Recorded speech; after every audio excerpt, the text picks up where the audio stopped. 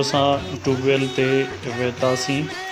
काफ़ी देर ताईं ट्यूबवेल में वेंझण जो मज़ो वरितोसीं। ख़ासि तौर ते असां सां गॾु जेके ॿार हुआ उन्हनि तमामु घणो वेंझण मां इंजॉय कयो।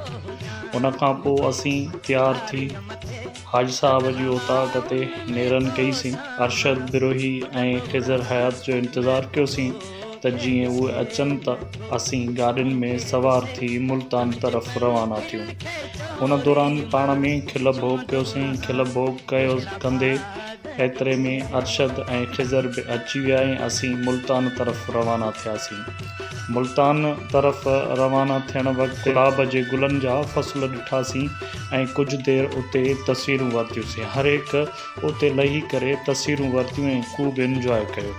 जंहिं बाद असीं साॻी पंहिंजो सफ़रु जारी रखंदे अची मुल्तान पहुतासीं।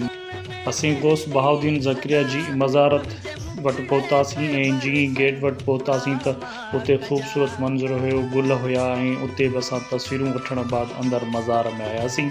मज़ार में अची करे उते कुल पढ़ियासीं। कुल पढ़ण बाद मज़ार जे चइनी पासनि खे घुमियोसीं ऐं उते कबूतर वॾी तइदाद में मौजूदु हुआ ऐं उहे बि ॾिठासीं। उन खां पोइ मज़ार में हिकु ख़ूबसूरत पार्क मौजूदु आहे जिते असां पार्क में वञी करे तमामु घणो इंजॉय कयो ऐं मज़ो माणियो। ख़ासि तौर ते ॿारनि खे तमामु घणो मज़ो आयो छो जो हू पहिरियों भेरो हिते आया हुया ऐं पार्क खे ॾिसी करे ॾाढो ख़ुशि थिया ऐं थकिजी बि पियासीं। जंहिं बाद असीं उते ई पार्क में वेही रहियासीं।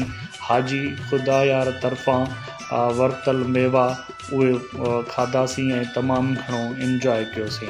उते बि असां पंहिंजा फ़ोटू ऐं वीडियो भरियासीं। जंहिं बाद असीं कचहरी करे ऐं बाद में हाजी ख़ुदा यार जे ॻोठु रवाना थी राति देरि सां पहुता।